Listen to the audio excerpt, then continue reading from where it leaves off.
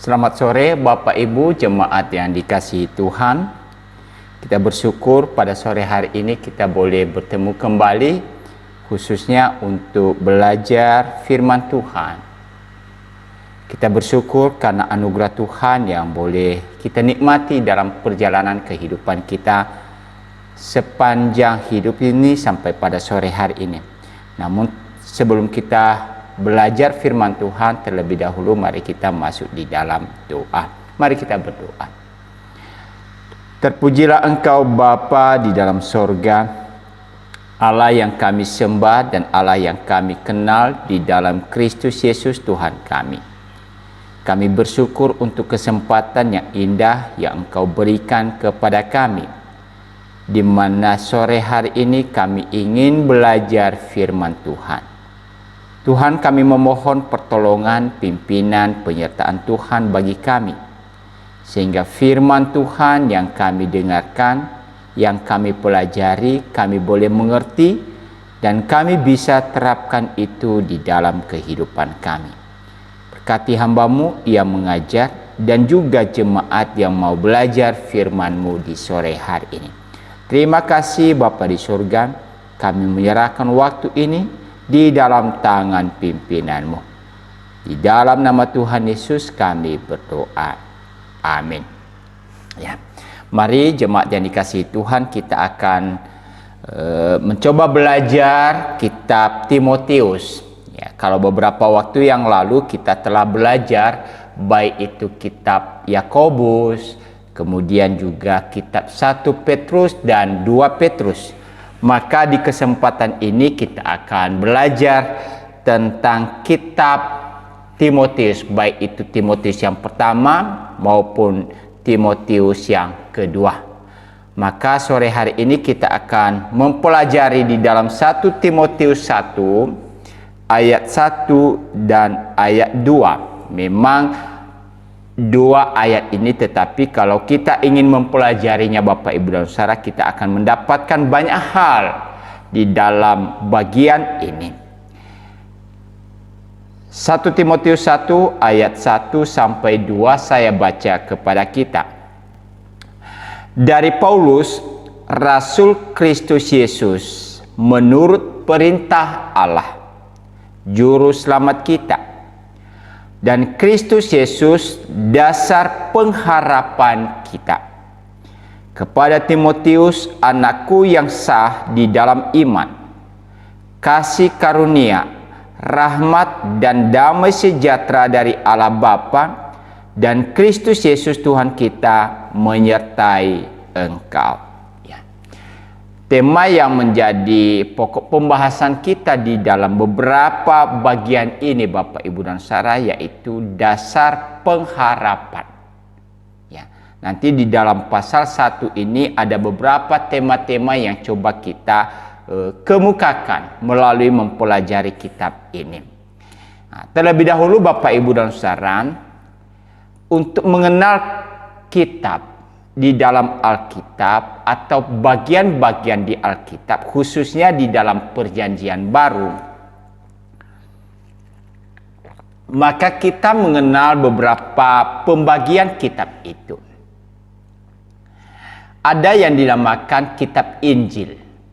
Ya, kitab Injil itu adalah 4 kitab pertama di dalam Perjanjian Baru, mulai dari Injil Matius, Markus, Lukas dan Injil Yohanes. Nah, ini bicara tentang Injil. Apa artinya Injil? Yaitu berita sukacita, dan lebih kepada pemberitaan atau riwayat daripada kehidupan Tuhan Yesus. Setelah kitab Injil ada yang dikenal dengan kitab sejarah. Kitab sejarah itu adalah Kisah Para Rasul. Kemudian ada yang dikelompokkan dalam kitab surat. Ya. Nah, kitab surat ini di dalam beberapa bagian Bapak Ibu dan Saudara. Ada yang disebut dengan surat kiriman. Ada juga yang disebut dengan surat umum. Ada yang disebut dengan surat pastoral. Kalau kita membaca dari kitab Roma sampai dengan kitab 1-2 Tesalonika, itu bicara dengan surat kiriman, yaitu surat yang dikirimkan oleh Rasul Paulus sebagai penulisnya kepada beberapa jemaat yang ia layani. Itu makanya disebut di sini adalah surat kiriman.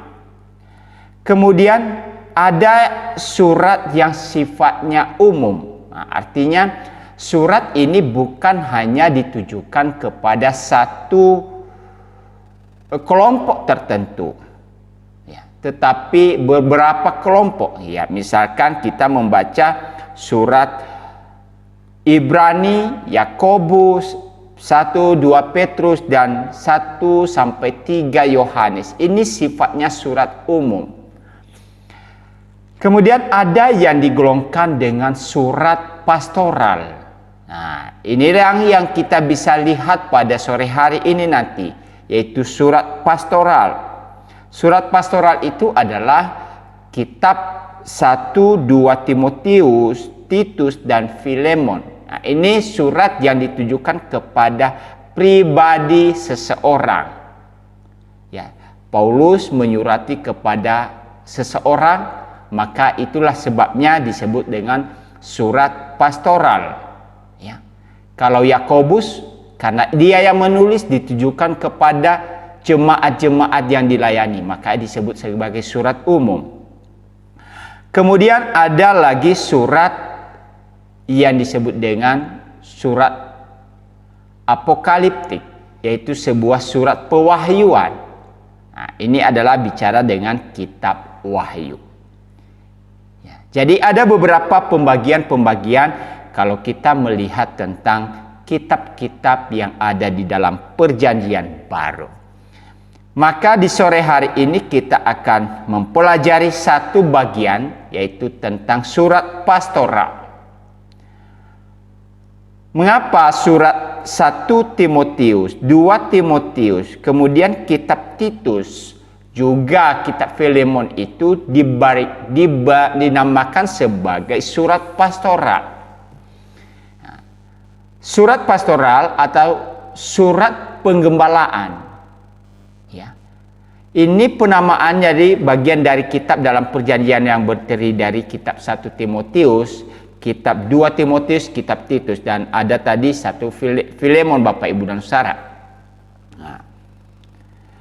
Kenapa dinamakan ini adalah surat pastoral? Ini disebabkan atau dikarenakan surat-surat ini ditujukan kepada individu. Tadi sudah saya sampaikan kepada Timotius, kepada Titus, kepada Filemon, kepada pribadi seseorang. Tentu ada tujuan yang diberikan oleh Rasul Paulus kepada mereka. Khususnya di dalam kitab-kitab yang berisikan dengan pastoral, ini bicara tentang bagaimana seorang pemimpin mengadakan pengawasan pastoralnya kepada gereja. Ini bicara tentang bagaimana seorang yang telah dipercayakan untuk memimpin, kemudian bagaimana ia membimbing umat atau jemaat yang telah dilayani atau telah dipercayakan kepadanya. Tentu di dalam bagian-bagian ini, Bapak, Ibu, dan Saudara, masalah-masalah yang ada bagi itu baik di dalam bentuk persoalan kehidupan sehari-hari,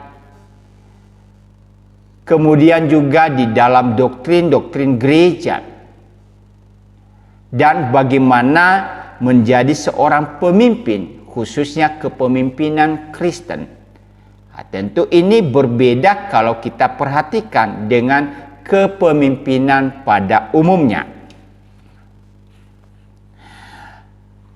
Lalu kalau kita fokus di dalam kitab 1 Timotius, maka kita melihat surat yang ditujukan Paulus dalam bentuk surat pastoral itu kepada Timotius, ini berbicara tentang nasihat bagi Timotius dalam hal bagaimana ia memimpin umat dalam ibadah atau dalam bentuk ibadah.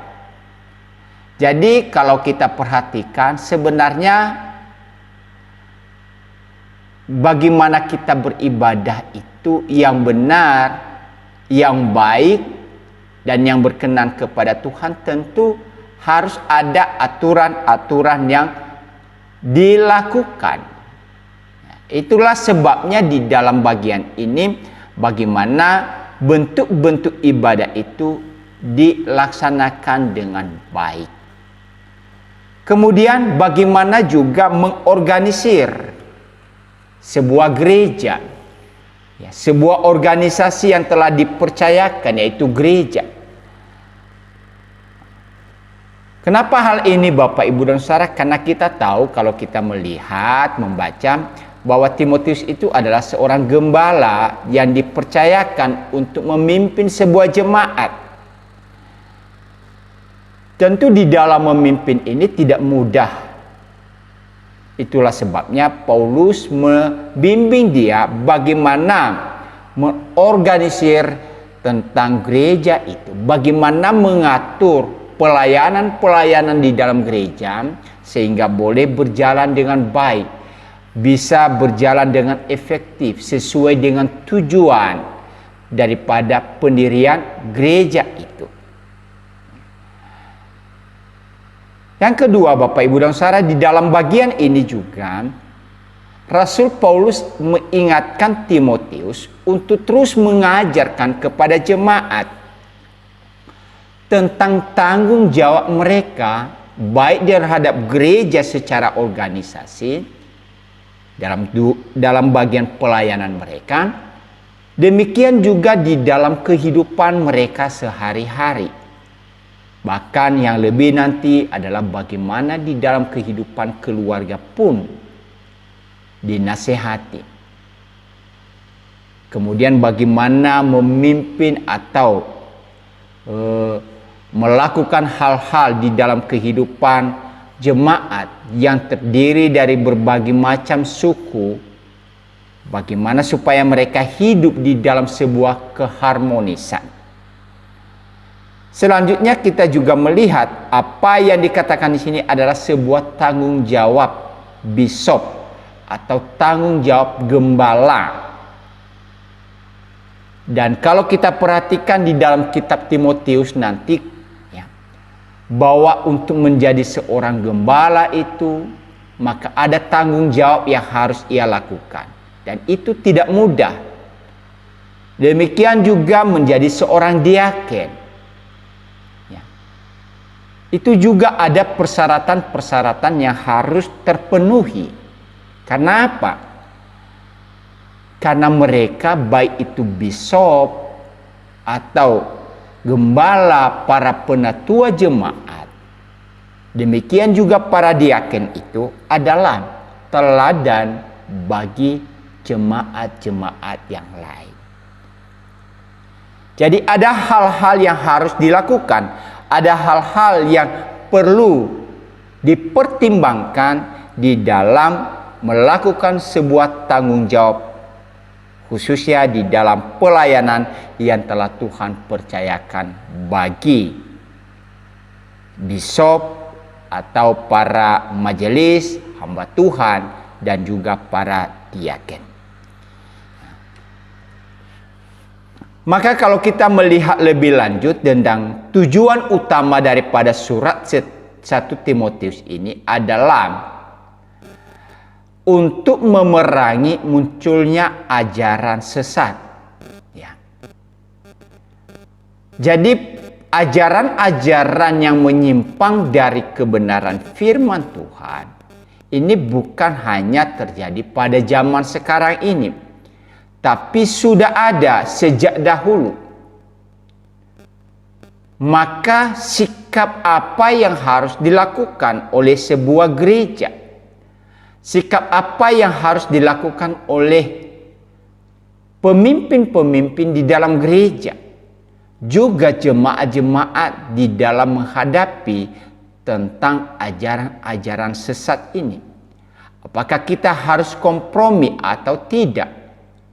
Atau kita harus menentang mereka dengan keras? Tentu di sini adalah sesuatu hal yang sifatnya untuk membimbing, sehingga jemaat-jemaat tidak mudah terombang-ambingkan dengan ajaran-ajaran yang menyesatkan itu. Memang ajaran-ajaran yang menyesatkan pada zaman itu yang disebut dengan bidat itu adalah sebuah kombinasi antara kebudayaan Yahudi dan juga filsafat Gnostik. Ya. Artinya apa? Ada dua faham yang berbeda. Ada dua aliran yang berbeda. Satu itu adalah Yahudi, yang notabene mereka adalah orang-orang yang sangat ketat terhadap aturan-aturan daripada hukum Taurat. Dan kita tahu bahwa di dalam hal ini orang-orang Yahudi sangat menekankan tentang ketaatan kepada hukum Taurat sebagai sarana atau salah satu syarat bahwa seseorang itu bisa menikmati keselamatan. Kalau mereka tidak memelihara itu atau tidak melakukan Taurat itu, maka mereka dianggap tidak mendapatkan anugerah keselamatan. Kemudian ada juga filsafat Gnostik. Ya. Nah, tentu bahaya sekali Bapak, Ibu, dan saudara filsafat ini kalau kita tidak melihat dan dengan hati-hati mengerti tentang ini. Nah, ringkasnya filsafat Gnostik itu di dalam fahamnya ada prinsip antara dunia roh dan dunia materi adalah berbeda. Ya. Dunia materi adalah dunia jahat, sedangkan roh itu adalah baik. Nah, ketika filsafat Gnostik itu masuk di dalam ajaran gereja, Bapak, Ibu, dan saudara, maka ini sangat mempengaruhi di dalam pemahaman kita, khususnya inkarnasi Kristus. Kenapa? Kalau di dalam ajaran Gnostik roh itu baik, maka roh itu tidak akan mungkin bisa berpadu dengan materi. Roh harus berbeda dengan materi. Dan kita tahu bahwa Allah itu roh. Maka tidak mungkin Allah yang adalah roh itu bisa menjelma menjadi manusia, di mana manusia ini terdiri daripada badan ini yang sifatnya materi. Allah yang adalah roh tidak mungkin bisa bercampur dengan materi yang jahat ini. Nah, kalau ini terjadi perpaduan Bapak, Ibu, dan saudara, maka bagi mereka ini tidak akan pernah bisa murni lagi roh itu. Nah, dan kalau itu diterima Bapak, Ibu, dan saudara, maka ini sangat mempengaruhi di dalam keyakinan kita bahwa Allah telah menjadi manusia. Filsafat Gnostik menolak tentang konsep inkarnasi Kristus. Dan kalau tidak terjadi inkarnasi, maka kita tahu manusia itu tidak akan pernah diselamatkan. Nah, itulah bahaya yang sedang terjadi di dalam zaman-zaman gereja mula-mula. Dan itu sangat mempengaruhi kehidupan jemaat Bapak, Ibu, dan saudara.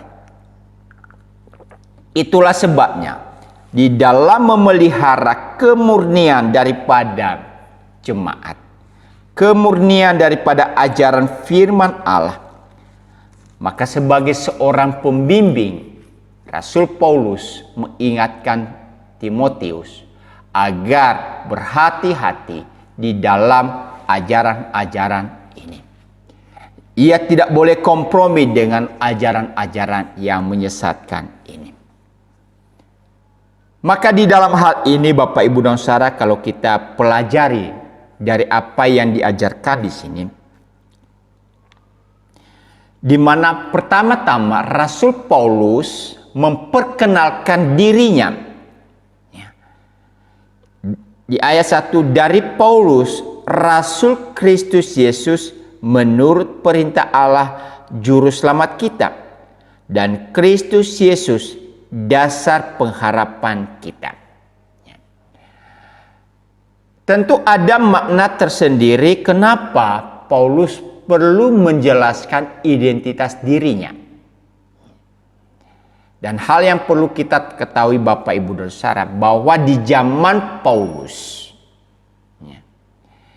orang-orang Yahudi pada umumnya memiliki dua nama. Ada nama yang memang asalnya dari Yahudi, tapi juga mereka menggunakan nama Romawi. Karena pada zaman itu bangsa-bangsa ini dijajah oleh orang Romawi. Sehingga tidaklah heran kalau kita melihat dan menemukan bahwa nama-nama mereka ada yang berbau Yahudi, ada juga yang sifatnya Roma. Nah, demikian dengan Paulus juga. Di mana secara Yahudi, Paulus ini memiliki nama Saulus. Kita bisa membaca itu Bapak Ibu dan Saudara dari perjalanan kisah hidupnya yang diceritakan di dalam Kisah Rasul. Juga di dalam kitab Roma pasal 11 ayat 1. Kitab Filipi pasal 3 ayat 5. Di mana Saulus ini memperkenalkan dirinya adalah seorang Yahudi asli. Seorang Farisi asli. Ia adalah berasal dari suku Benyamin, keturunan daripada Yakub. Jadi kita bisa melihat di sini bahwa Saulus ini atau Paulus ini sangat memahami tentang kebudayaan orang Yahudi, karena memang ia berasal dari sana. Kemudian ia juga memiliki nama Romawi. Tadi kita katakan bahwa kebiasaan di zaman mereka pasti memiliki dua nama. Dan nama Romawinya adalah Paulus. Di mana ini di dalam bentuk bahasa Yunaninya memiliki arti kecil. Kita tidak tahu kenapa, tapi ada beberapa penafsir mencoba memahami kenapa Saulus kemudian diberikan nama Paulus. Pertama-tama Bapak Ibu dan Saudara, karena ia memiliki perawakan fisik yang kecil. Mungkin karena orangnya kecil, pendek, perawakannya kalau dibaca Bapak Ibu dan Saudara kurang ganteng lah.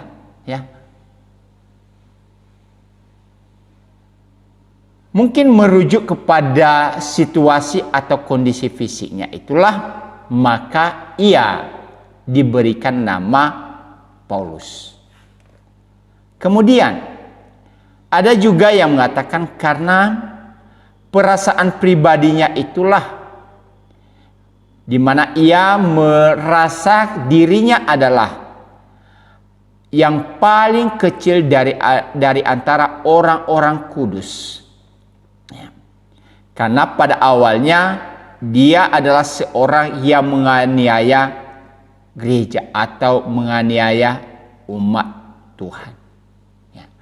Sehingga karena ia merasa bahwa dia adalah orang yang paling kecil di antara saudara-saudara yang lain, itulah sebabnya ia menamakan atau ia dipanggil Paulus. Kita coba baca di dalam beberapa bagian ini. Misalkan di dalam 1 Korintus pasal 15 ayat 9.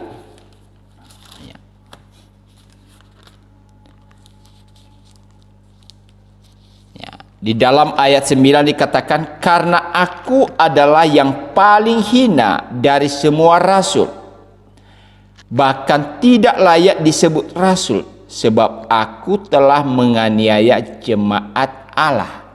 Nah, ini mungkin karena karakter dirinya tadi, sifatnya yang merasa ia adalah orang yang paling hina ini, orang yang paling tidak layak menjadi seorang rasul, karena dia adalah seorang yang telah melakukan tindakan penganiayaan kepada jemaat Tuhan.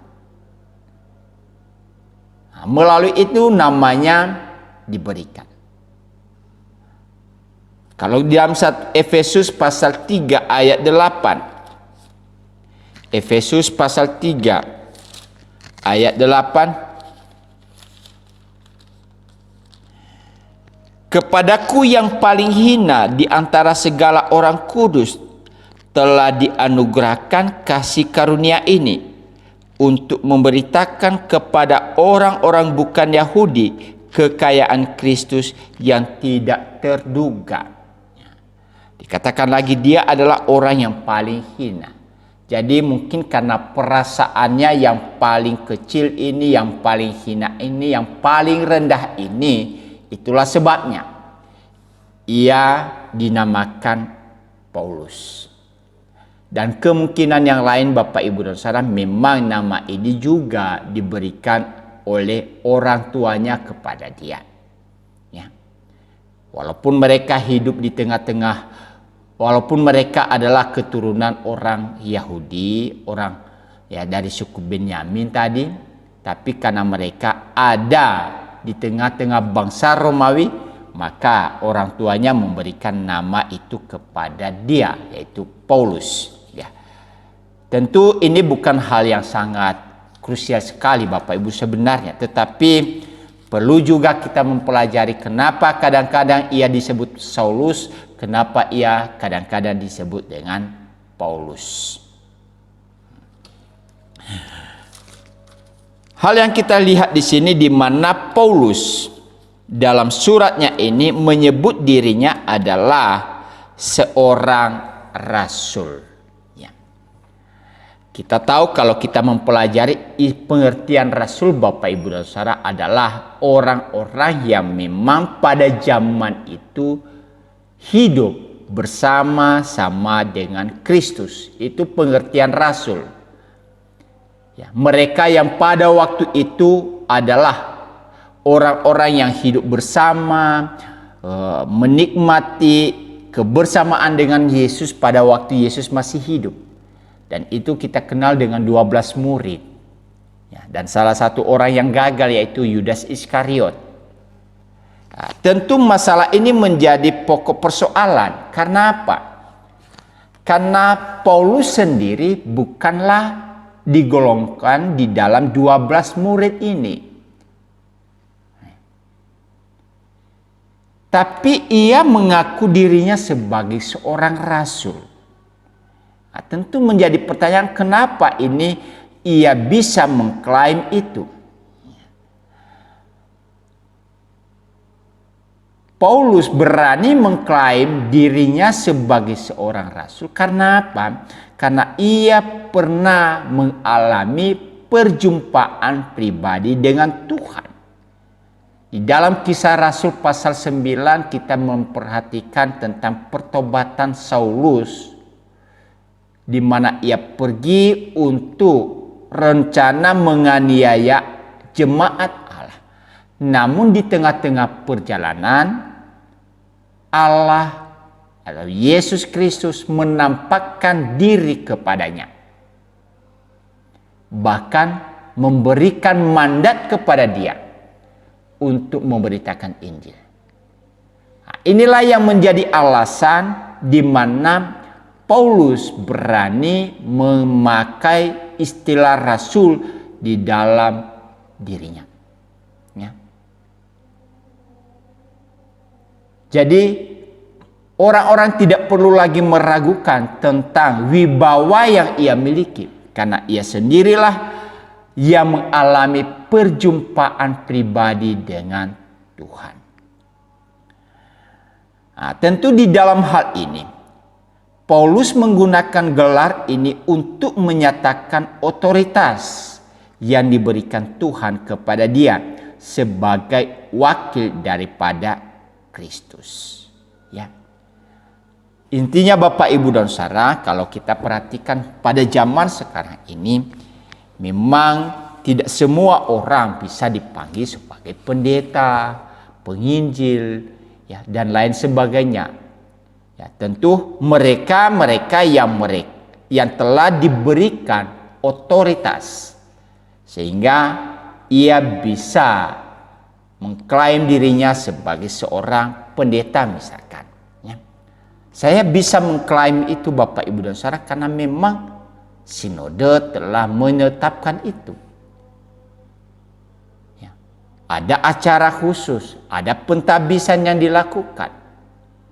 Tapi sepanjang itu tidak pernah terjadi Bapak, Ibu, dan Saudara, maka jangan sekali-sekali kita mengklaim diri kita sebagai seorang pendeta misalkan. Ya, ironisnya dalam zaman-zaman sekarang ini banyak orang dengan gampangnya menggunakan ya, gelar-gelar tersebut. Ya. Padahal itu memiliki makna yang begitu dalam. Ketika Paulus menyatakan dirinya sebagai seorang rasul, maka itu menunjukkan ia adalah orang yang telah diberikan otoritas oleh Tuhan sebagai wakilnya Tuhan bagi jemaat. Ya. Dengan otoritas itu juga, itulah yang menyebabkan Rasul Paulus berani memberikan nasihat, berani memberikan perintah, berani menyampaikan, ya, mengajarkan kepada jemaat, dan lebih khusus kepada Timotius. Dia memberikan saran, dia memberikan nasihat, dia memberikan pendapat kepada Timotius sebagai seorang gembala. Karena apa? Karena ia punya otoritas itu. Allah telah memberikan kepada dia mandat, sehingga dengan mandat inilah ia gunakan dengan sebaik-baiknya di dalam membimbing Timotius.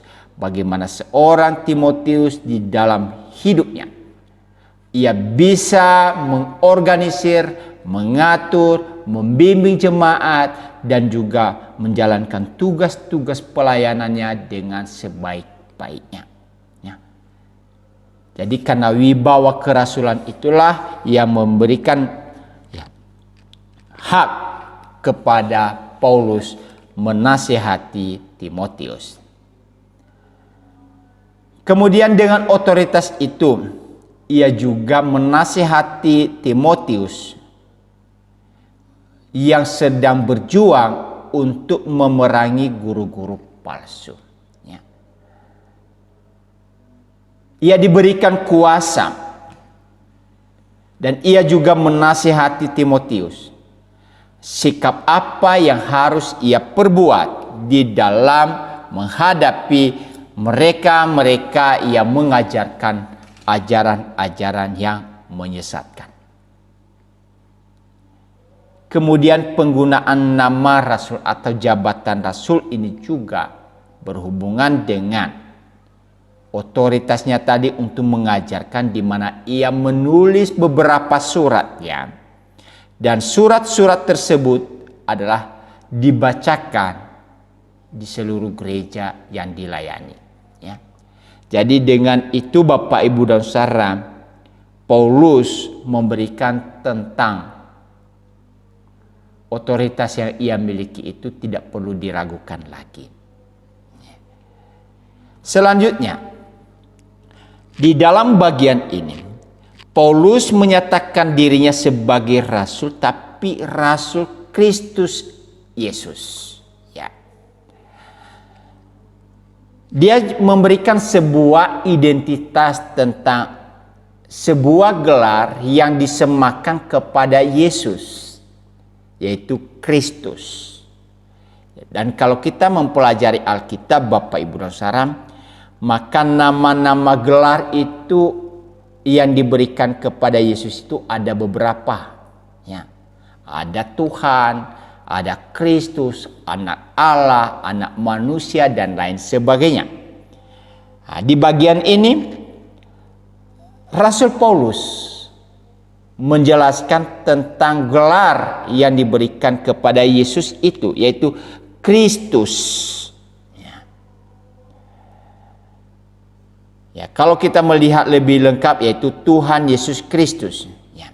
Tentu ini memiliki makna-makna tersendiri, ya.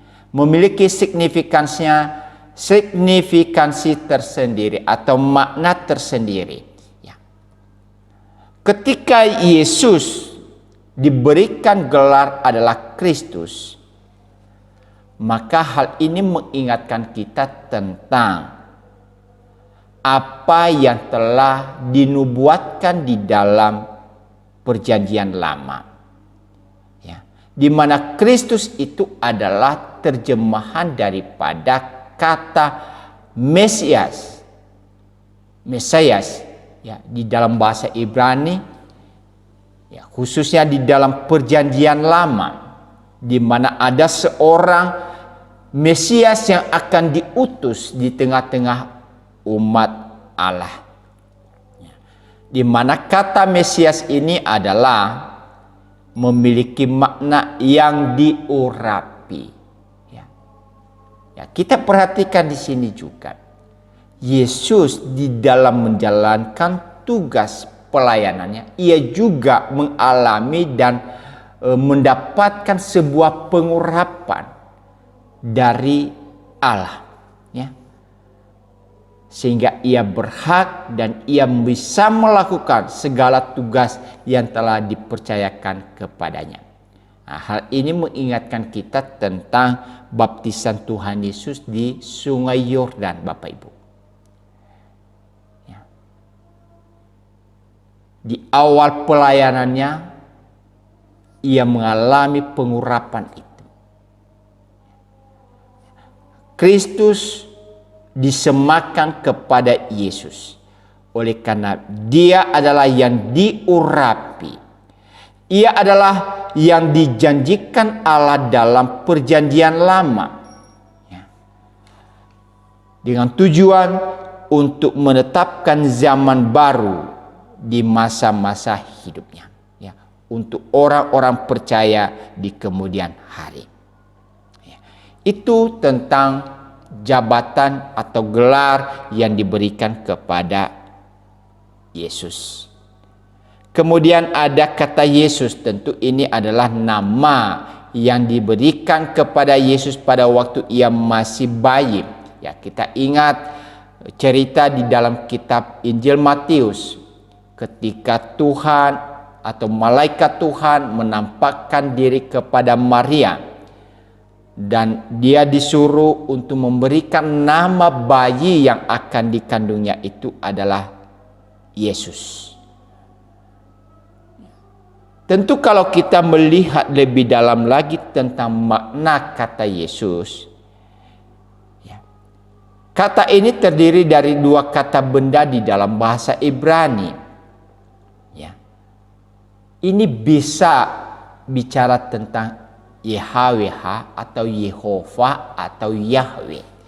Itulah sebabnya Bapak Ibu dan Saudara, tidaklah heran di zaman-zaman sekarang ini banyak, ya, pengajar-pengajar atau hamba-hamba Tuhan yang menyatakan bahwa nama Yesus itu adalah Yahweh. Nama Yesus itu adalah Yahweh, nama aslinya.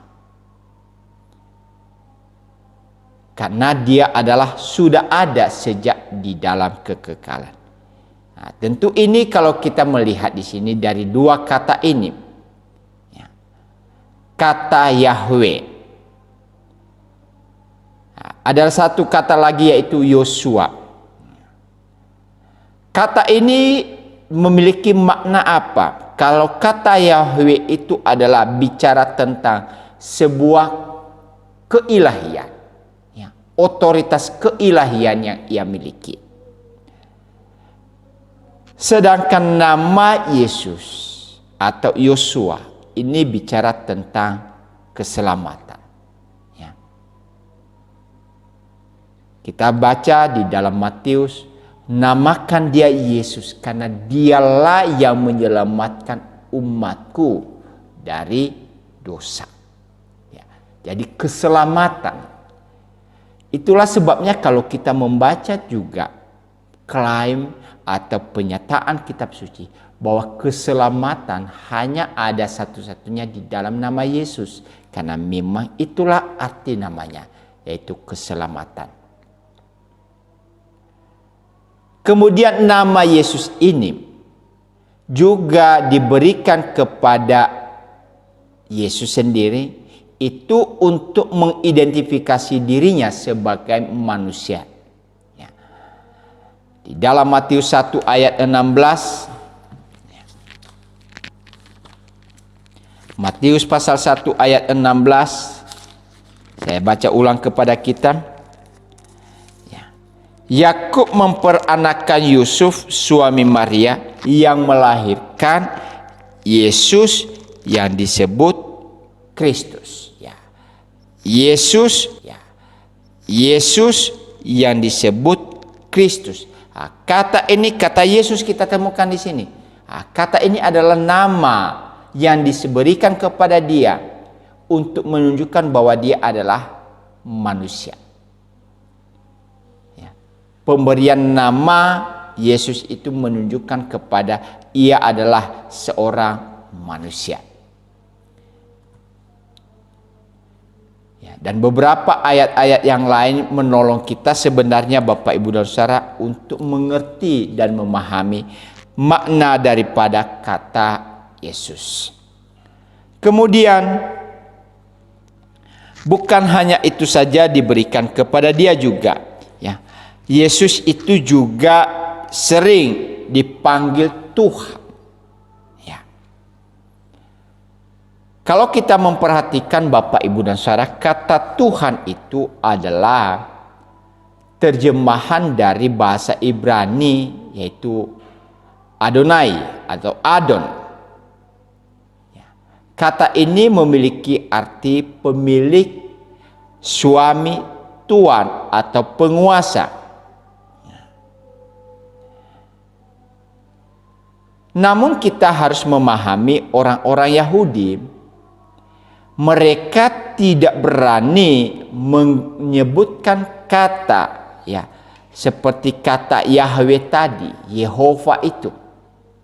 Ya, nama daripada Tuhan itu ketika ia memperkenalkan diri kepada Musa, orang-orang Yahudi atau orang-orang Israel begitu takut, begitu memelihara nama ini, ya, nama Yahweh ini, sehingga mereka tidak berani untuk mengucapkan itu dengan sembarangan.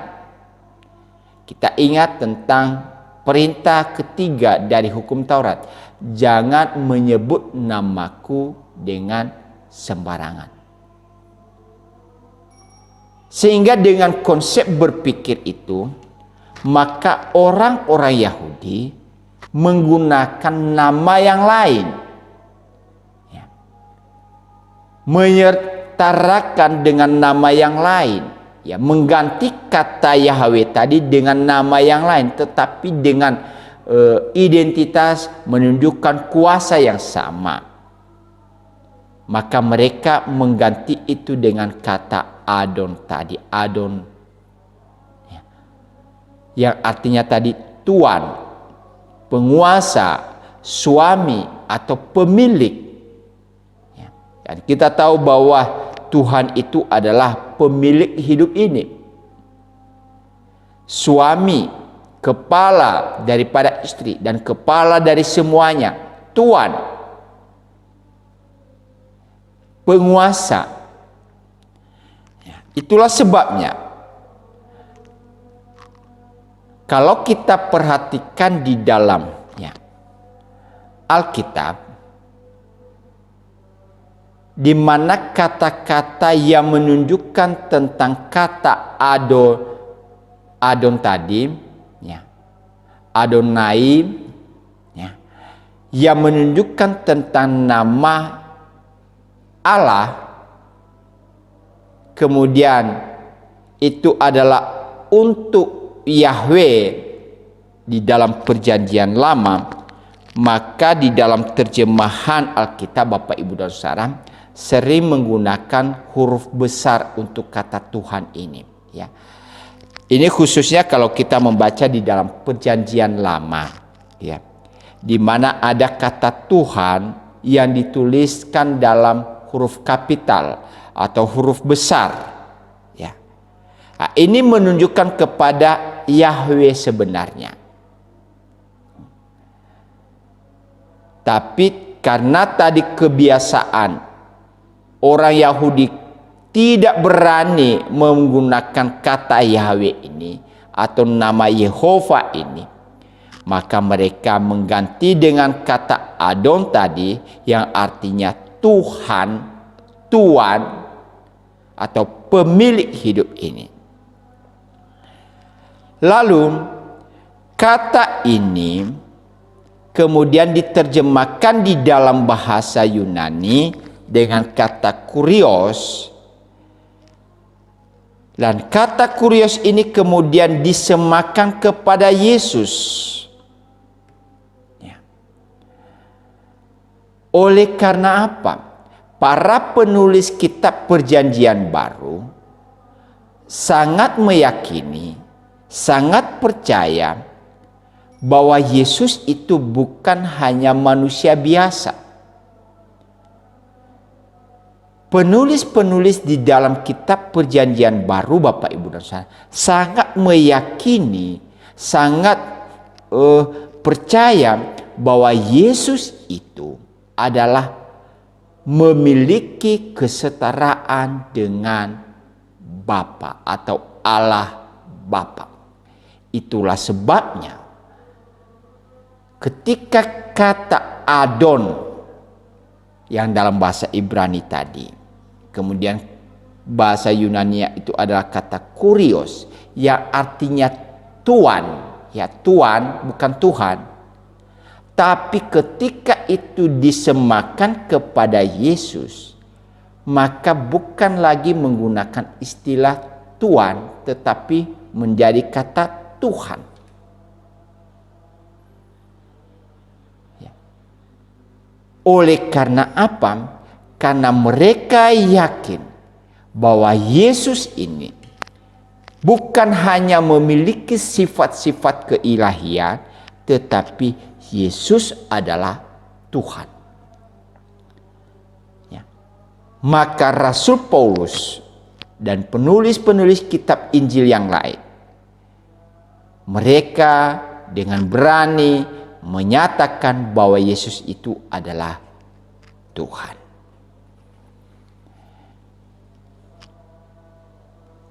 Jadi inilah yang menjadi hal yang penting kita lihat, Bapak Ibu dan Saudara. Kenapa kita sering menemukan kata Kristus Yesus, Tuhan Yesus, atau dalam Kristus Yesus adalah Tuhan. Ya, jadi ada hal makna penting yang bisa kita lihat. Tetapi sasaran utamanya hanya satu, yaitu kepada pribadi Yesus. Dengan gelar-gelar yang diberikan kepadanya.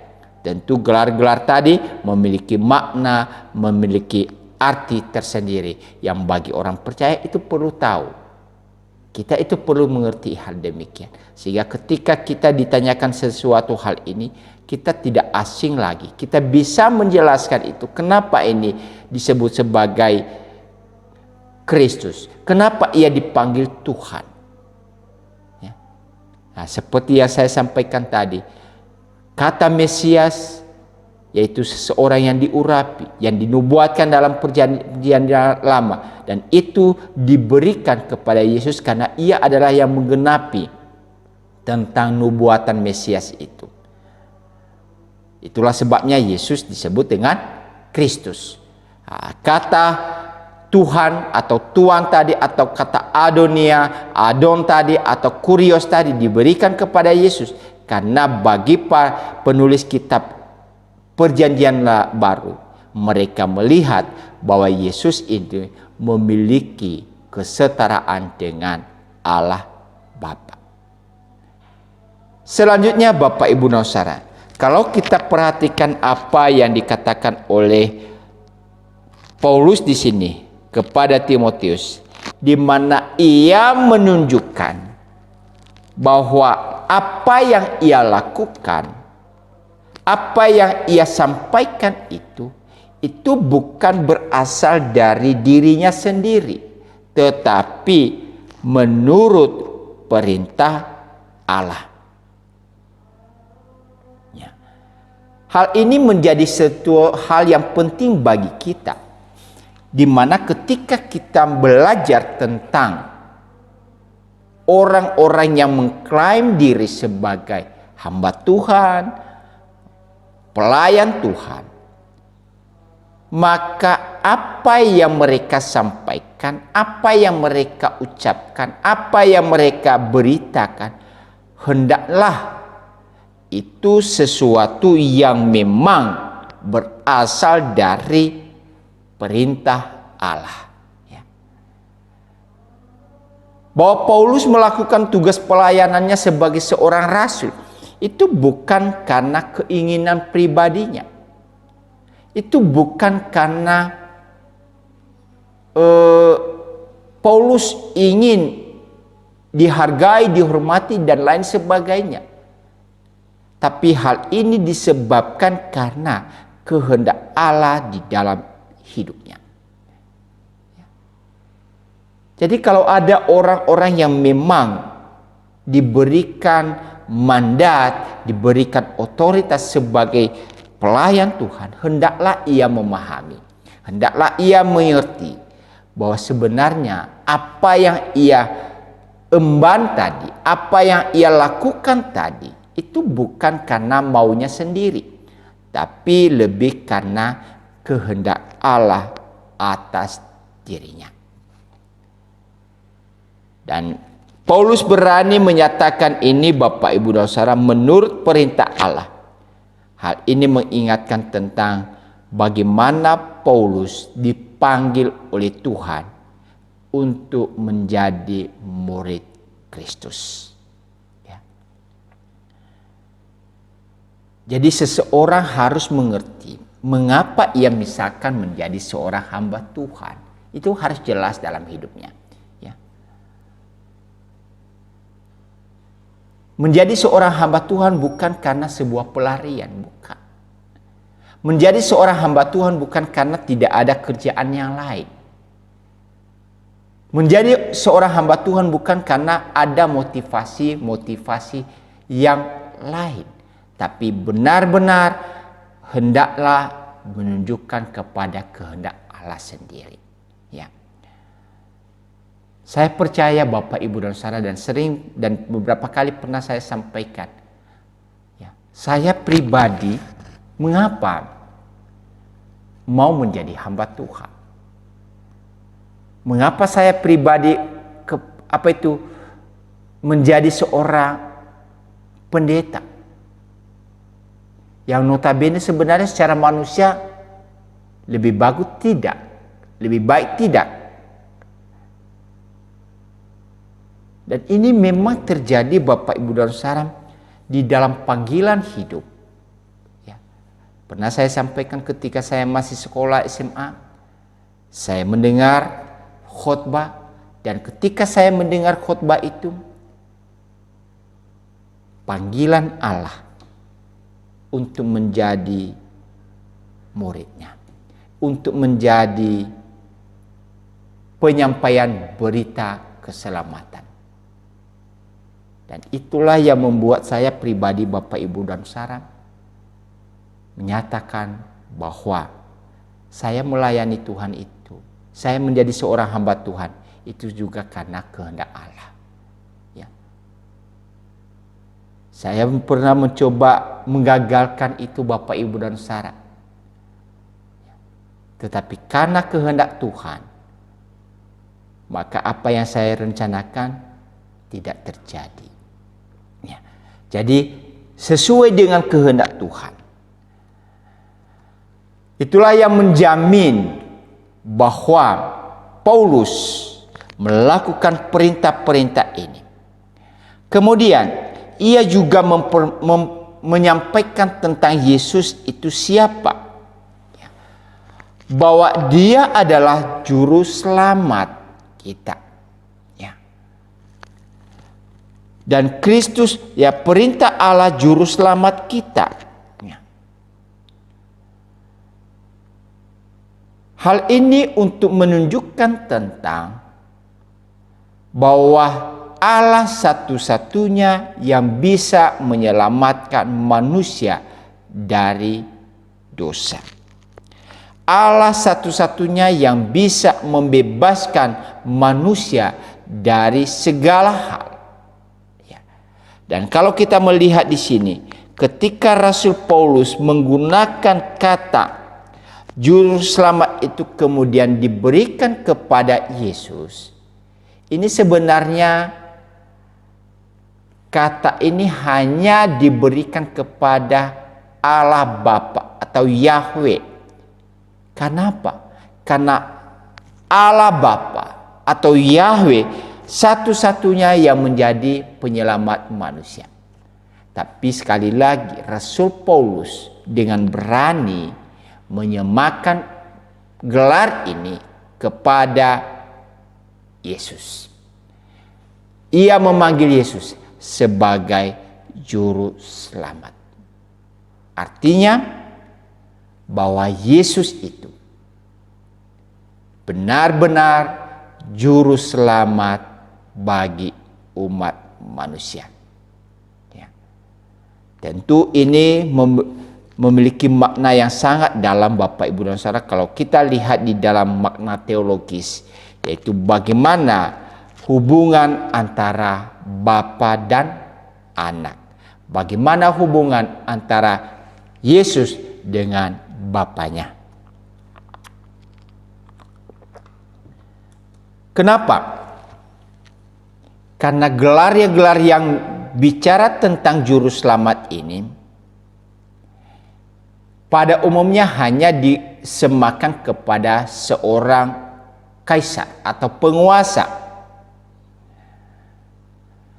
Di zaman Paulus, Bapak Ibu dan Saudara, kaisar diklaim sebagai Tuhan atau juru selamat. Ya.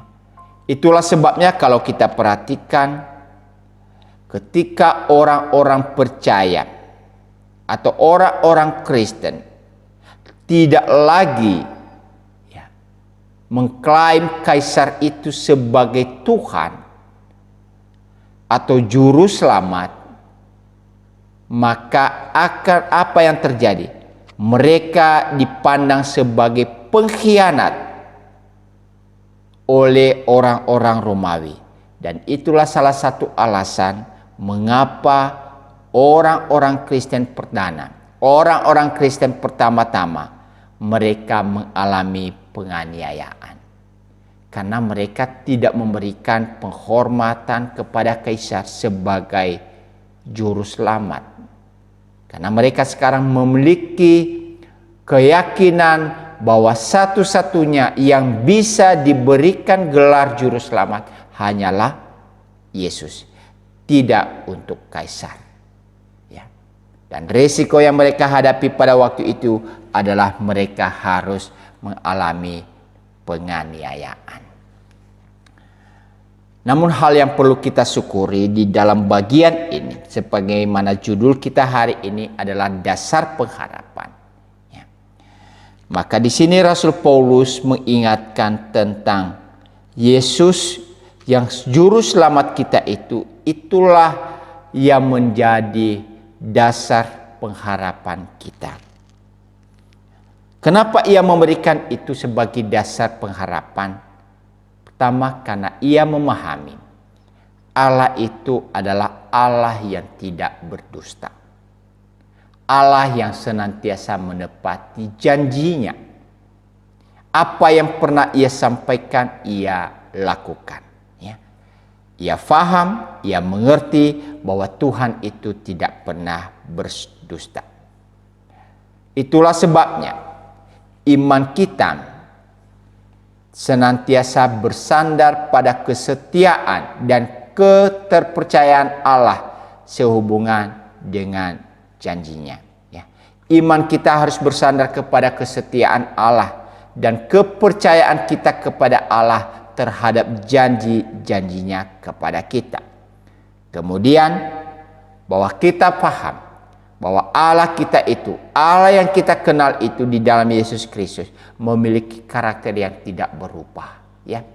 Jadi Allah yang kita kenal, Allah yang kita sembah, Allah yang kita yakini di dalam Yesus adalah Allah yang tidak pernah berubah, dahulu, sekarang, bahkan untuk selama-lamanya. Ya. Lalu ada lagi penggunaan istilah di sini adalah kata Bapa, ya, di ayat 2. Dari Allah Bapa dan Kristus Yesus Tuhan kita menyertai engkau. Ya. Ini istilah kata Bapa ini, Bapak Ibu dan Saudara, sangat familiar dengan kita. Karena kita kita sering menggunakan Bapa ini di dalam relasi kita dengan Allah. Contoh di dalam doa Bapa kami, ya. Bukan doa Allah kami, tapi doa Bapa kami. Kita memakai kata Bapa di sini. Ya.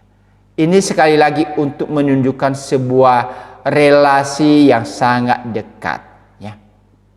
Di mana Alkitab menggunakan bahasa manusia, yaitu antropomorfisme manusia, untuk menggambarkan keilahian sebagai pertolongan kepada manusia yang terikat waktu dan berdosa. Ya. Di mana Allah itu sebagai Bapa bagi kita, Yesus sebagai anak, dan orang percaya disebut sebagai anak-anak Allah. Jadi ada satu hubungan yang sangat dekat sekali. Ada satu relasi yang begitu dekat dengan Allah. Itulah sebabnya di dalam pengajaran Paulus ini, dia mengatakan dasar pengharapan kita, alasan kita untuk berpengharapan itu. Karena apa? Kita memiliki juru selamat dalam hidup kita. Dan juru selamat itulah yang telah memberikan jalan keluar sehingga kita bisa dekat dengan Allah yang kita panggil sebagai Bapa dalam hidup kita. Bapa bagi seorang anak adalah sesuatu hal yang sangat diharapkan sekali.